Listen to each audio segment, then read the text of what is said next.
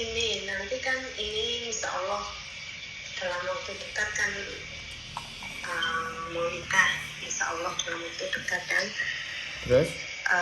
Terus kan aku lihat konten sampean tuh kayak dataku dari Indo kan harus ditransit ya katanya sebelum nikah apa ya?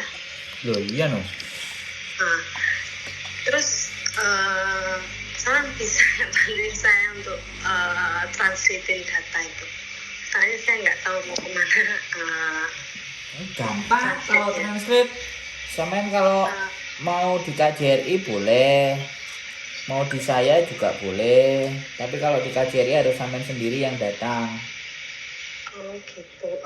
Terus syaratnya selain data dari Indonesia dari sini apa ya, Mas?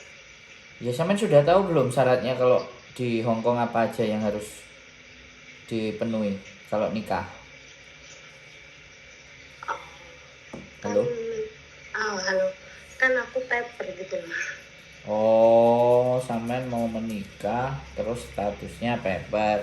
Kalau statusnya paper ya sudah, sampean masih pegang, sampean kan nggak pegang paspor.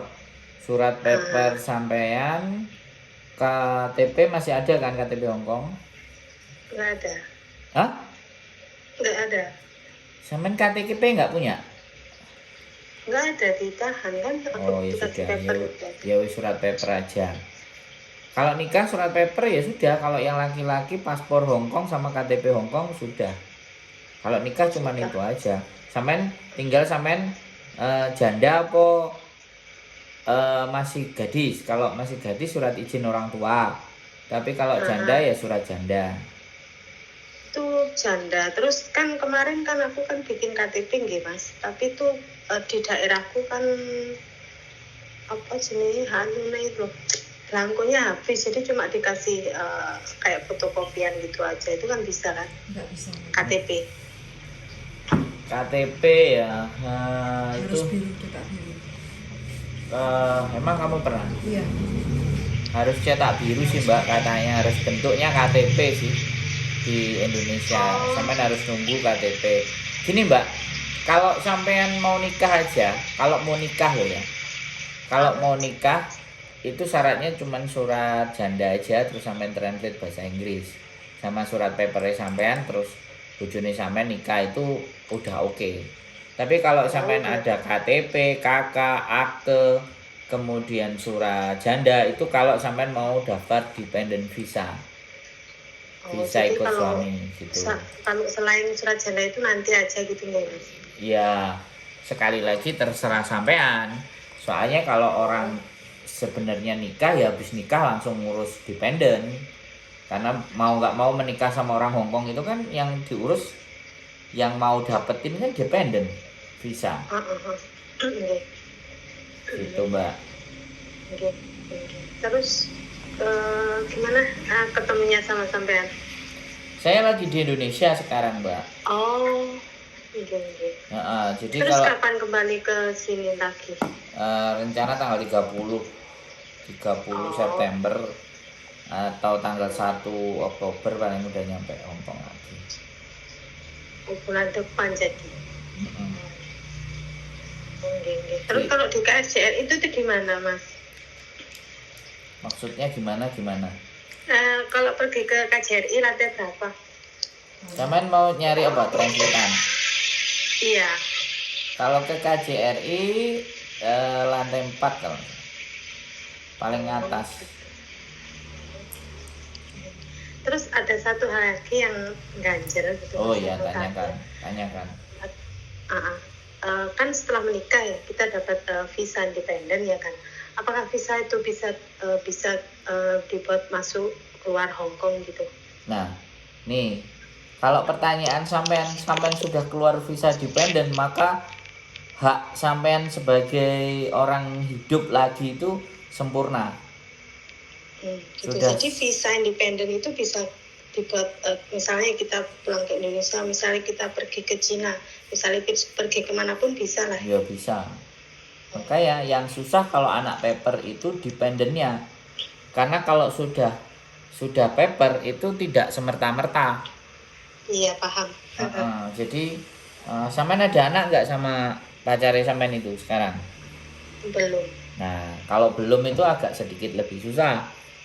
Tapi kalau sampean bawa anak 2 atau 3, kemarin pengalaman dia 2018 menikah. Dia statusnya paper. Menikah sama orang Hong Kong, KTP. Anaknya 2 ya. Terus 2021 tambah anak 1 lagi. 2022 tambah bayi usianya 8 bulan. Terakhir visanya dia keluar saat bayinya menjelang 1,5 bulan lahir. Visa dependennya baru keluar 5 tahun. 2018. Itu pun anaknya 3. Yang permanen, yang sudah permanen anaknya 5. Jadi 9 tahun, 9 tahun visanya dia baru keluar yang dependen 9 tahun. Padahal dari sejak menikah itu. Jadi kalau sampean nggak ada keturunan, ya tergantung suami sampean nanti mengusahakan sejauh mana. Karena depend on spouse itu pasangan yang menggaransi sampean. Yang kemarin anaknya 2, ngomong sama saya 1 tahun belum keluar. Terakhir kemarin nanyain tentang akte lahir. Akte lahirnya dia di Indonesia. Jadi nggak ada dan nggak bisa pulang kan. Kalau mau bikin kan nggak bisa. Terus yang di rumah nggak ada. Terus gimana caranya? Nah, saya bantu.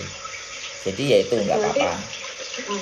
Jadi ya kebanyakan kalau paper ya gitu ya lama gitu ya. Ya kadang bisa, kadang enggak.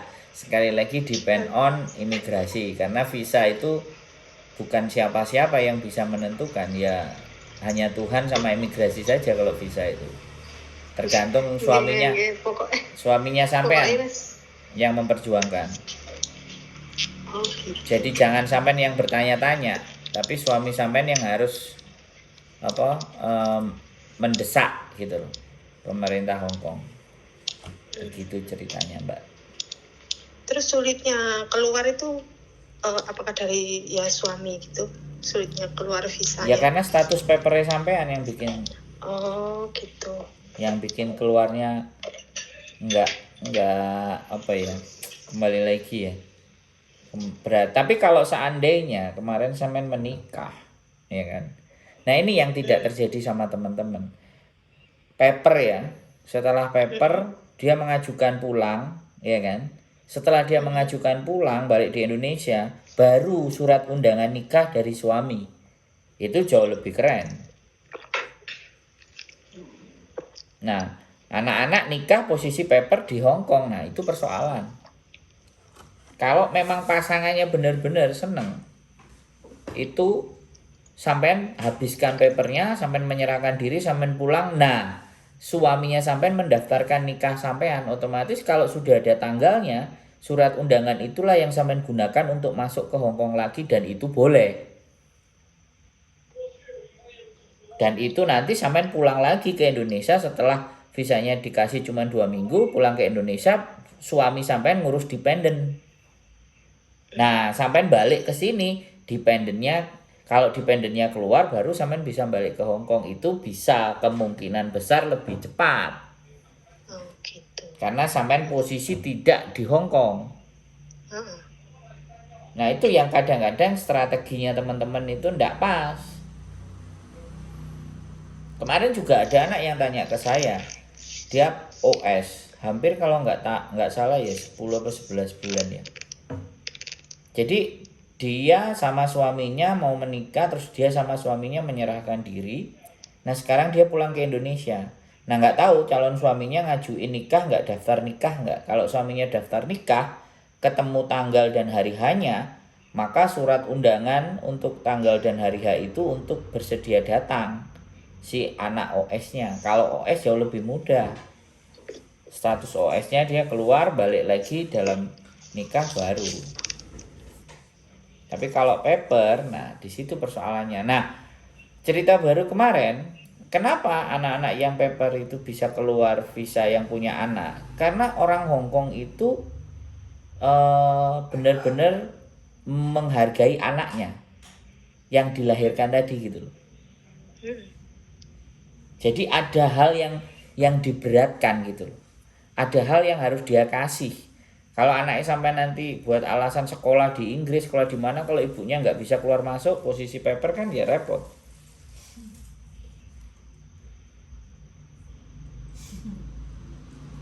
Bisa dipahami Mbak. Jadi kemarin aja yang ibunya paper, anaknya lahir di Hong Kong sampai 7 tahun masih diberikan kesempatan sama Hong Kong, anaknya itu diberikan visa 1 tahunan pelajar karena dia lahir di Hong Kong padahal ibunya paper. Jadi anaknya masih berkemungkinan untuk dapat KTP permanen.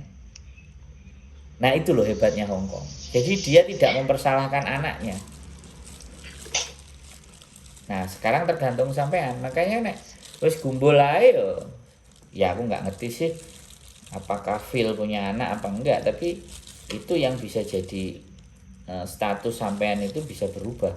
Kemarin juga ada anak paper urusan sama saya, menikah kemudian melahirkan anaknya 1, selisih 2 bulan lagi dia hamil lagi.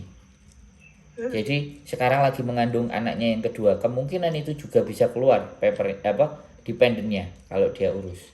Belum ada laporan dari saya. Dari dia belum pernah ngabarin, saya juga belum bertanya sama dia.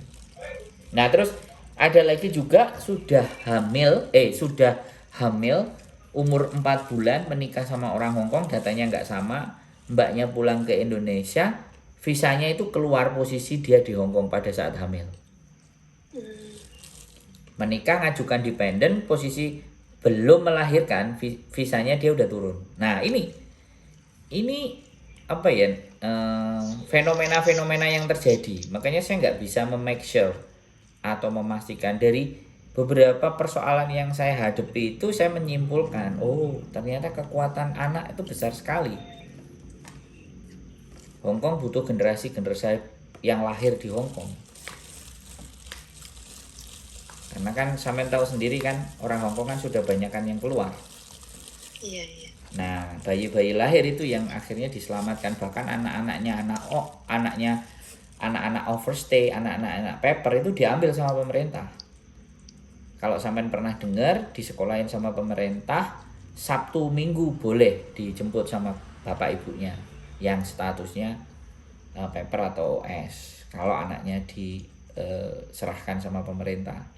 Nah, nanti anaknya kalau sudah kerja di atas 18 tahun, biasanya dikerjakan di government officer, biasanya kalau paling sering itu dijadikan polisi.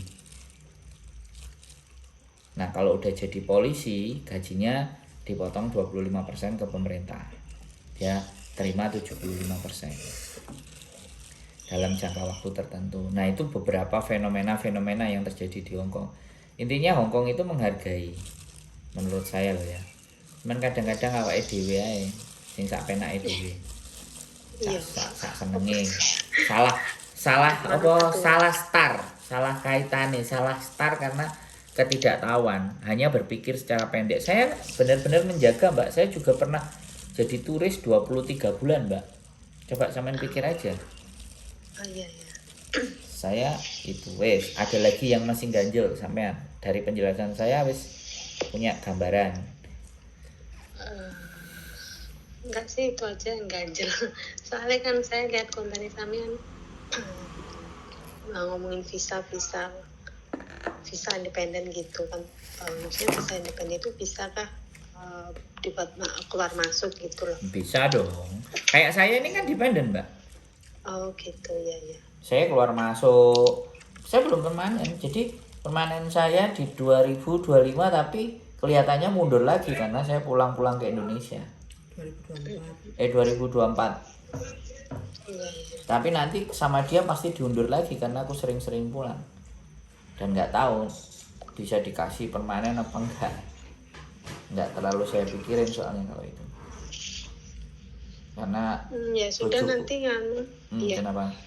Nanti kalau sampean sudah kembali ke Hong Kong, tak kontak lagi ke sampean. Oke, siap, laksanakan. Tetap semangat. Oke. Nggih pun matur Siap. suwun. Nggih, sehat selalu buat sampean, Mbak. Nggih. Matur sembah nuwun. Nggih. Assalamualaikum. Waalaikumsalam warahmatullahi wabarakatuh. Ya, bojoku. Oke lah, lakukan. Oh iya, no. Kalau masih nelfon ini kan masih bertanya yang bener.